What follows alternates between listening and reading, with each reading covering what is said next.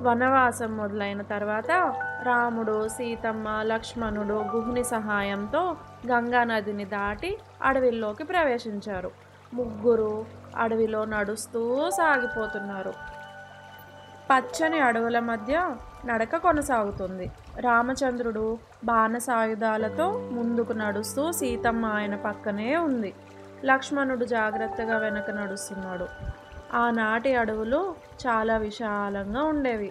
ఎక్కడ చూసినా ఎత్తైన చెట్లు, పక్షుల స్వరాలు, అడవి జంతువుల అడుగుజాడలు. కొంత దూరం నడిచిన తర్వాత ఒక అందమైన ప్రదేశానికి చేరుతారు.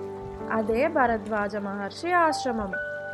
ఆశ్రమం చాలా శాంతియుతంగా ఉంటుంది.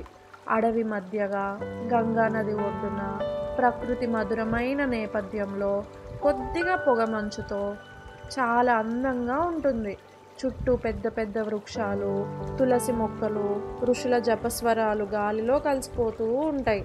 అది చూసిన రాముడు ఆచార్యుడికి నమస్కరిస్తాడు. భరద్వాజ మహర్షి ఆనందంగా ఇలా అంటాడు రామునితో, రాఘవ, నీ వంటి ధర్మాత్ముడు అడవిలోకి వస్తే ఈ భూమికి మంగళమే. మీకు నివాసానికి చిత్రకూటం అన్నది చాలా మంచి ప్రదేశం.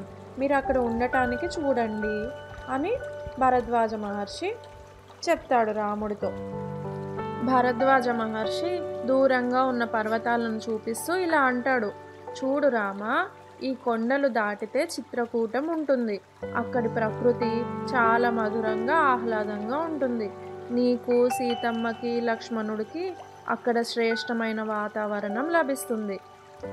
రాముడు, సీతమ్మ, లక్ష్మణుడు మహర్షికి నమస్కరించి కృతజ్ఞతలు తెలుపుతారు. తర్వాత వారు చిత్రకూట దిశగా బయలుదేరతారు.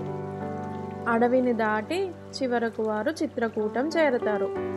ఎంత అందమైన ప్రదేశం! పచ్చని కొండలు, ప్రవహించే జలపాతాలు, పక్షుల కుహుకుహులు, జంతువుల స్వేచ్ఛాయుత సంచారం అంతా చూడటానికి ఎంతో ఆహ్లాదంగా అందంగా ఉంది. ఇది చూసి రాముడు సీతమ్మతో, సీత, ఈ ప్రదేశం మనకు తగినది, మనం ఇక్కడే నివసిద్దాం అని అంటాడు.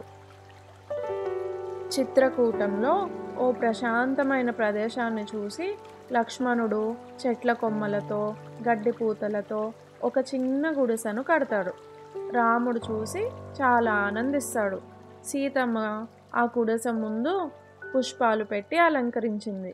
ఇలా వారి వనవాస జీవితం చిత్రకూటంలో ప్రారంభమవుతుంది. ప్రకృతి మధ్యన ప్రశాంతంగా, ధర్మబద్ధంగా, ప్రేమతో స్టార్ట్ అవుతుంది.